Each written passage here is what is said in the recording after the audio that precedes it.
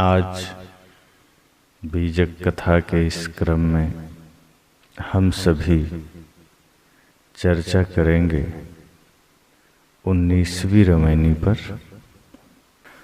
अनहद अनुभव की करी आशा, ई विपरीत देखहु तमाशा। यह तमाशा देखहु रे भाई, जहवा शून्य तहाँ चली जाई। शून्य ही बंछे शून्य ही गयऊ, हाथा छोड़ी बेहाथा भयऊ। संशय सावज सकल संसारा, काल अहेरी सांझ सकारा। सुमिरन करहु राम का, काल गहे हैं केश। ना जानो कब मारी हैं, क्या घर क्या परदेश। साहब कहते हैं अनहद अनुभव की करी आशा, कि लोग अनाहत नाद के अनुभव से कल्याण की आशा करते हैं। यह उल्टा तमाशा तो देखो। ऐसा माना जाता है कि जो अनहद नाद है, अनाहत नाद, उसे अगर सुना जाए तो मोक्ष मिल जाएगा, मुक्ति मिल जाएगी। वो ब्रह्म ध्वनि है, परमात्मा की ध्वनि। साहब कहते हैं कि बहुत से लोग ऐसी आशा करते हैं, ऐसी कल्पना करते हैं कि यदि हम अनहद नाद को सुन लिए तो हमारा बेड़ा पार हो गया। पर साहब कहते हैं यह उल्टा तमाशा है। अनहद नाद है क्या? क्या वो सच में ब्रह्म ध्वनि है? क्या वह परमात्मा की आवाज है? और परमात्मा की आवाज हम अपने भीतर कैसे सुन ले रहे हैं? अपने ही भीतर हम उसे कैसे सुन पा रहे हैं? साहब कहते हैं ये उल्टा तमाशा है, ये कोई अनहद नाद नहीं है। हालांकि अनाहत नाद का अर्थ साहब ने किया है आहत, अर्थात जो चोट खाया हुआ हो। अनाहत मतलब जो बिना चोट के, जिसमें बिना चोट दिए ही ध्वनि उठ जाए, जिसमें बिना धक्का मारे ही ध्वनि आ जाए, अनाहत नाद है। बिना किसी प्रक्रिया, बिना किसी प्रयत्न के, बिना किसी चोट के, बिना किसी प्रहार के जो ध्वनि प्रवाहित हो रही है उसे अनाहत कहते हैं। अब योगी लोग ऐसा मानते हैं कि जब हम अपने दोनों कानों को बंद करते हैं, उसके बाद जो ध्वनि सुनाई देती है, गनगनाहट की ध्वनि, वही अनाहत नाद है। साहब कहते हैं यह अनाहत नाद नहीं है, यह हमारे शरीर में जो रक्त दौड़ रहे हैं नसों में, ये उसकी ध्वनि है। ठीक उसी तरह जैसे विद्युत के खंभों में आप सब कान लगाकर सुनेंगे, और जिस वक्त विद्युत प्रवाहित हो रही है, बिजली प्रवाहित हो रही है, तो आपको वहां भी ठीक वैसी ही ध्वनि सुनाई देगी। विद्युत दिखाई तो नहीं देते, लेकिन वो शक्ति से प्रवाहित हो रही है तो उसकी एक अलग ध्वनि सुनाई देती है। इसी तरह शरीर में जो रक्त प्रवाहित हो रहे हैं, रक्त की धारा बह रही है, उसकी ध्वनि कान बंद करने पर खुद को ही सुनाई देती है, और ये बिना चोट के ध्वनि है, तो इसे अनाहत कहते हैं। अनाहत नाद, इसी को योगियों ने कहा कि यही ब्रह्म ध्वनि है। जैसा कि आपने पहले भी सुना है कि तमाम तरह की कल्पनाएं शरीर में योगी लोग किया करते हैं। दोनों भवों के बीच में त्रिकुटी माना और इसी को ब्रह्मांड मान लिया। शरीर ही ब्रह्मांड है, ऐसी कल्पना हो गई कि सारा ब्रह्मांड इस त्रिकुटी में निवास कर रहा है और इस त्रिकुटी संगम में ही परमात्मा का निवास। तो ऐसी ऐसी तमाम कल्पनाएं समय समय से हुआ करती है। साहब कहते ये कल्पना, ऐसी कल्पना मात्र कल्पना है, ये इसका यथार्थ से कोई लेना देना नहीं। अनाहत ध्वनि ब्रह्म की ध्वनि नहीं है, परमात्मा की ध्वनि नहीं है, इससे सुनने से कोई मोक्ष नहीं मिलेगा। हाँ, इतना हो सकता है कि इस ध्वनि को बार बार सुनते सुनते मन एकाग्र हो सकता है। हमारे मन की एकाग्रता में यह ध्वनि सहायक है। हम बाहर संसार की ध्वनि सुन रहे हैं, हम बाहर संसार की आवाज को सुन रहे हैं, यहां वहां दुनियादारी में मन लगा है, वहां से हटाना है मन, तो हम इस ध्वनि का सहारा ले सकते हैं। यह हमारे एकाग्रता में सहायक बन सकता है। तो ये जो नाद है, जिसे कि ध्यान की प्रक्रिया में नाद योग भी कहते हैं, इस नाद योग का अर्थ इतना ही हो सकता है, इतना ही होना चाहिए कि हम आंखें बंद करके, कानों को बंद करके इस ध्वनि को श्रवण करते हुए मन को एकाग्र कर सके। साहब कहते हैं कि लेकिन संसार में बड़ा उल्टा चल रहा है। इस अनहद ध्वनि को सुनकर के, इस अनाहत ध्वनि को सुनकर के लोग सोच रहे हैं कि हम ब्रह्म ध्वनि को सुन लिए, हमने परमात्मा को ही सुन लिया और इस प्रकार से हमें मुक्ति मिल जाएगी, मोक्ष मिल जाएगा। तो साहब कहते हैं यह विपरीत तमाशा है, यह उल्टा तमाशा है, यह कोई सीधी बात नहीं है, यह तमाशा। पहली बात तो यह तमाशा है, साहब ने इसे तमाशा कहा। जैसे कहीं कोई खेल हो रही हो, कहीं कोई बाजे गाजे बज रहे हो, मेला में आप जब जाते हैं तमाम तरह के दृश्य दिखाई देते हैं, लोग कहते हैं अरे तमाशा है, ये तमाशा देखने आए हैं। तमाशा का मतलब ही है जो यथार्थ में नहीं है, बस वो किया जा रहा है मनोरंजन के लिए, वो मजे लेने के लिए काम चल रहे हैं, तमाशा है। यथार्थ से उसका कोई लेना देना नहीं है। साहब ने पहले ही कहा यह तमाशा है, और तमाशा में भी यह उल्टा तमाशा है, सीधा नहीं। सीधा हो तो थोड़ा मनोरंजन भी किया जाए, सीधा तमाशा हो तो थोड़े मजे भी लिए जाएं। साहब कहते हैं बिल्कुल उल्टा तमाशा है। एक तो ये तमाशा है पहले ही गलत, जिसे तुम अनाहत नाद कहते हो, साहब उसे तमाशा कह रहे हैं। वे कहते हैं कि ये तमाशा को देखो बिल्कुल उल्टा है।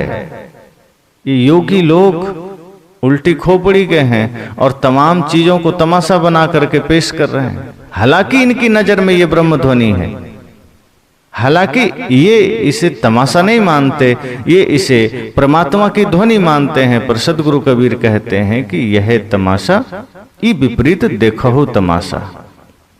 इस विपरीत, इस उल्टे तमाशे को देखो। और ये कैसा तमाशा है कि कान बंद करने पर जो ध्वनि सुनाई दे उसे परमात्मा की ध्वनि मान लेना। अब शरीर में तमाम तरह की ध्वनि प्रवाहित होते हैं, उसे तुम परमात्मा की ध्वनि मान लोगे तो कान बंद करने से ही कोई ध्वनि बस थोड़े निकलती है, और भी ध्वनि निकल रही है। अब कोई सोया है, खर्राटा ले रहा है, उसे किसकी ध्वनि मानोगे? वो भी परमात्मा की ही ध्वनि है। किसी को नींद में ही चलने की बीमारी है, कुछ बड़बड़ाने की बीमारी है, तो प्रार्थना की ध्वनि मान लो उसे। साहब कहते हैं ये तमाशा है, और उसमें भी उल्टा तमाशा। कान बंद करो, नाक बंद करो। अब नाक किसी का बंद कर दो तो तमाम तरह की ध्वनि धीरे धीरे भीतर से निकलने लगी। वो आदमी बिलबिला उठेगा, तिलमिला उठेगा। तो ऐसी नासमझी को साहब कहते हैं यह तमाशा है। शरीर प्रकृति का, प्रकृति की रचना है, इसमें अपने सिस्टम हैं, अपने तरीके हैं। यह शरीर वस्तुतः हमें साधना के लिए मिला है, कल्याण के लिए मिला है।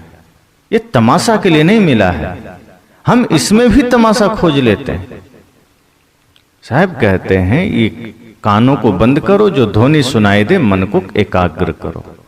आंख बंद करते हो तमाम तरह के दृश्य दिखाई देते हैं। आंख बंद करने पर जो दृश्य दिखाई देते हैं लोग उसे ब्रह्म प्रकाश मान लेते हैं। साहब कहते हैं ये सारे विकार हैं, ये सब जड़ है, और ये विकार, ये जड़ तुम्हारे कल्याण का लक्ष्य नहीं हो सकता।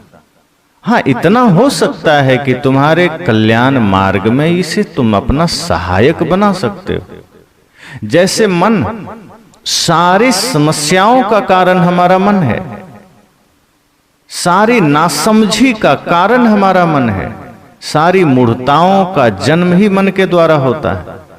लेकिन सद्गुरु कहते हैं कि कबीर मन तो एक है, भावे तहां लगाओ, भावे गुरु की भक्ति करो, भावे विषय कमाओ। कि मन तो एक ही है, अगर तुमने इसे भक्ति में लगा दिया, अगर तुमने इसे साधना में लगा दिया, तो ये मन तुम्हारे मोक्ष में सहायक भी बन जाएगा। लेकिन यदि तुमने इसे विषय में लगा दिया, वासना में लगा दिया, कामना में लगा दिया, माया में लगा दिया, तो ये तुम्हें नरक में भी डुबा देगा।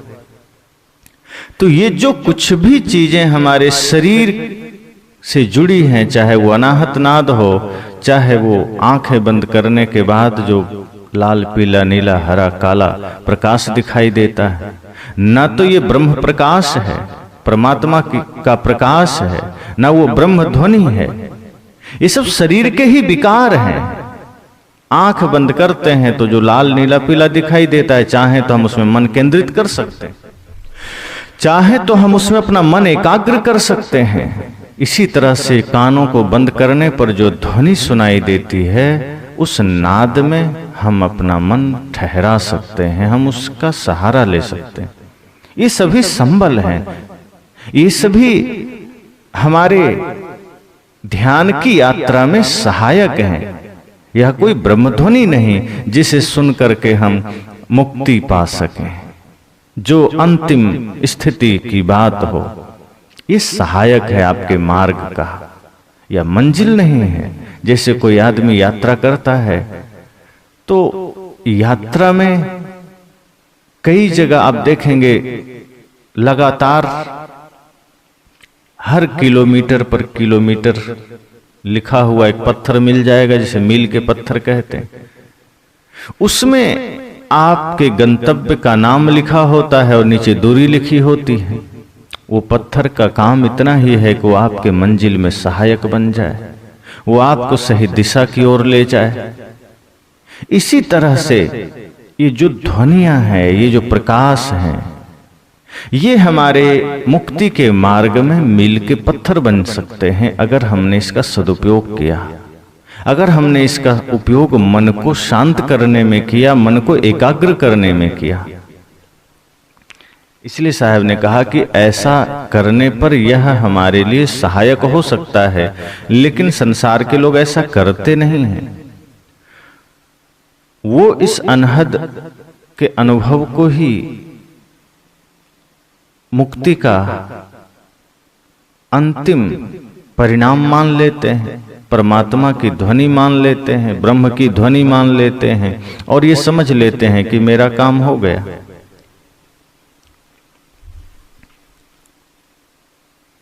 अब कान के छिद्रों को बंद कर जो ध्वनि हम सुने, वो इतना ही है कि हमारे रक्त दौड़ रहे हैं शरीर में, नसों में, वो ध्वनि कर दे रही है, उससे ध्वनि उत्पन्न हो रही है, वो कोई अनाहत नाद नहीं है। तो सद्गुरु ने यहां हठयोगियों की उल्टी बुद्धि का तमाशा कहा है। बिना आघात के शब्द ध्वनि आदि का पैदा होना ही असंभव है। विश्व में कहीं भी स्वन शब्द एवं ध्वनि के पैदा होने का कारण है चोट एवं आघात। तो शरीर के नसों में किसी प्रकार की क्रियाशीलता, गति आदि से ही उनमें झनकारें उठती। ऊपर से कोई चोट तो नहीं पड़ती, लेकिन उसमें क्रिया हो रही है। गति का कारण स्वाभाविक धक्का एवं चोट है, तभी आवाज होती है। इसलिए योगी लोग जिसे अनाहत नाद कहते हैं, वह वस्तुतः आहत नाद है और जड़ ध्वनि है। उसको कुछ समय के लिए आलंबन मानकर उसमें मन रोका जा सकता है, अर्थात उसे मन रोकने का साधन बनाया जा सकता है, परंतु वह साधक का लक्ष्य एवं प्राप्तव्य नहीं हो सकता। शब्द से शब्द का श्रोता बड़ा होता है। हम जिस शब्द को सुनते हैं उस शब्द बड़ा नहीं है, सुनने वाला बड़ा है।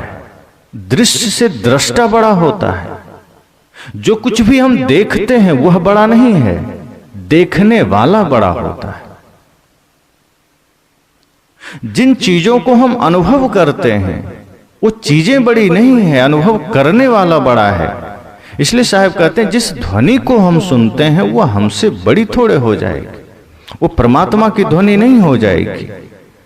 सदैव श्रोता बड़ा होगा, सुनने वाला बड़ा होगा, शब्द बड़ा नहीं होगा। हाँ, सुनाने वाला बड़ा हो सकता है, सुनने वाला बड़ा हो सकता है, शब्द बड़ा नहीं होगा। इसलिए साहब ने कहा, मैं तो ही पूछूं पंडिता, शब्द बड़ा कीजिए। इसी बात को पुष्ट करने के लिए साहब ने कहा है, वस्तुतः शब्द से उसका श्रोता जीव बड़ा है। अनेक मतों द्वारा अनाहत नाद, शब्द, सार शब्द आदि कहकर जिसे व्यक्त करने की चेष्टा की जाती है वह श्राव्य एवं जड़ ध्वनि है। इससे ऊपर उठकर अपने चेतन स्वरूप में स्थित होना साधक का परम लक्ष्य है। स्वाभाविक है, बहुत से मतपंथ में, बहुत से संप्रदायों में अनाहत नाद, शब्द, सार शब्द आदि कहकर बहुत सी चीजों को व्यक्त किया जाता है। कबीर पंथ में ही बहुत से लोग हैं जो सार शब्द की बात करते हैं, जो मूल ज्ञान की बात करते हैं। यद्यपि उनके पास साधारण ज्ञान भी नहीं होता, लेकिन वो मूल ज्ञान लिए बैठे होते हैं। आदमी जैसे संसार में कोई काम होता है तो उसका टेंडर होता है। सड़कें बननी हो, पुल बनना हो तो सरकार उसका टेंडर निकालती है, फिर एक कंपनी उसका पूरा टेंडर ले लेती है, ठेका ले लेती है। ऐसे ही विभिन्न संप्रदायों के कुछ धर्मगुरु ऐसा मालूम होता है जैसे मुक्ति का, ज्ञान का, सार शब्द का टेंडर ले लिया कि अब उसी के पास ये अधिकार है, उसी के पास ये जिम्मेदारी है, दायित्व है, कॉपीराइट है। अब वो चाहे तो ही मूल ज्ञान आपको मिल सकता है, वो चाहे तो ही सार शब्द आपको मिल सकता है, और वो चाहे तो ही मुक्ति का टिकट आपको मिल सकता है। दूसरे किसी के पास चले गए तो ना मूल ज्ञान मिलेगा, ना सार शब्द मिलेगा, ना मुक्ति मिलेगी। तो ऐसे ऐसे लोग भी अपना दुकान लेकर बैठे हैं और तमाम तरह के टिकट बांटते हैं कि मेरे पास मूल ज्ञान है, मेरे पास सार शब्द है। कुछ लोग कहते हैं सदगुरु कबीर का भी कुछ मूल ज्ञान है जो किसी व्यक्ति विशेष के पास है। कुछ संप्रदाय के लोग बोलते हैं कि मेरे पास ही कबीर साहब ने मूल ज्ञान दिया है, मेरे पास आओ तो ही मिलेगा। जबकि सदगुरु कबीर का एक एक शब्द मूल ज्ञान है। मूल ज्ञान वही है जो आपको अपने आप से जोड़े। मूल ज्ञान वही है जो संसार से हटा करके स्वयं में ले जाए। मूल ज्ञान वही है जो विषयों से विरक्त कर दे। मूल ज्ञान वही है जो मन को निर्मल कर दे। और सदगुरु कबीर का एक एक शब्द मूल ज्ञान है, सार शब्द है। वह सभी शब्द सार शब्द है जो आपको बंधन से हटा करके मुक्ति की ओर ले जाए। तो तमाम तरह के लोगों ने ऐसे ऐसे शब्दों की बात करके लोगों को उलझाया। नाद श्रवण को ही परम लक्ष्य मानकर उलझे हुए साधक लक्ष्य शून्य हो जाते हैं, अथवा कुछ साधक शून्य को ही अपना लक्ष्य मानकर शून्य में ही लीन होने का उपक्रम करते हैं। यह सब स्वस्वरूप के अज्ञान का फल है और अपने सुनहले अवसर को खोकर धोखा खाना है। यहां साहब कहते हैं कि यह तमाशा देखहु रे भाई, जहां शून्य तहां चली जाई। ये शून्य की अभिलाषा रखने वाले, यह शून्य का तमाशा तो देखो, ये सब शून्य में जा रहे हैं। यह तमाशा देखो रे भाई, जहां शून्य तहां चली जाए। अब ये जो अनाहत की कल्पना है, अनाहत नाद की कल्पना है, साहब कहते हैं ये एक तो उल्टा तमाशा है। अब इस तमाशा को देखो, आदमी इसी तमाशा में पड़ करके शून्य में जा रहे हैं। अब शून्य का यहाँ क्या अर्थ हो सकता है? एक शून्य तो यह है कि सारे मोह माया ममता से विरक्त होकर के शून्य में समाधि में चले गए, पर यहाँ शून्य का अर्थ समाधि तो बिल्कुल भी नहीं किस ये तमाशा करते करते कोई समाधि में चला जाए। साहब ऐसा तो बिल्कुल भी नहीं कहना चाहते होंगे कि तमाम तरह के नाच नौटंकी तमाशे चल रहे हैं, धर्म के नाम पर अनाहत नाद सुने जा रहे हैं, नृत्य किए जा रहे हैं, मन को चंचलता में लगाए जा रहे हैं, और यह तमाशा किसी को शून्य में ले जाए। तो शून्य का अर्थ यह हो सकता है जो खोखला हो जा रहा है, जो मूल ज्ञान से, मूल सिद्धांत से, आत्म शांति रूपी ज्ञान से जो दूर जा रहा है, शून्य में जा रहा है, कपोल को बिल्कुल कोरा में जा रहा है, खाली में, जहां कुछ भी नहीं है। तो ऐसे लोग शून्य में चले जा रहे हैं। साहब कहते हैं कि यह तमाशा करते करते लोग तमाशा भी बन जा रहे हैं। तमाशा देखने वाले उसी शून्य में खोते चले जा रहे हैं, उसी शून्य में समर्पित होते चले जा रहे हैं, अपने आप से दूर होते चले जा रहे हैं, अपना स्वरूप से भिन्न उनकी यात्रा हो रही है। इसलिए आगे साहब कहते हैं शून्य ही बंछे शून्य ही गयो। ये शून्य की बंछे अर्थात अभिलाषा, वांछा शब्द है। साहब कहते हैं शून्य ही बंछे शून्य ही गयो। अब शून्य की अभिलाषा है, शून्य में जा रहे हैं। जिस चीज की कामना करेंगे धीरे धीरे मन वहां चला जाता है, धीरे धीरे मन वहां पहुंच जाता है। तो शून्य की अभिलाषा है, शून्य की ही इच्छा है, तो मन उसी शून्य में चला जा रहा है और हाथ में आए हुए कल्याणदायी अवसर को खोकर धोखा खा रहे हैं। अब जो मनुष्य जीवन का अवसर मिला, जो मनुष्य जीवन का समय मिला, यह एक बहुत सुनहरा समय है। सोचिए इतने लाख खानियों में मनुष्य जीवन कितना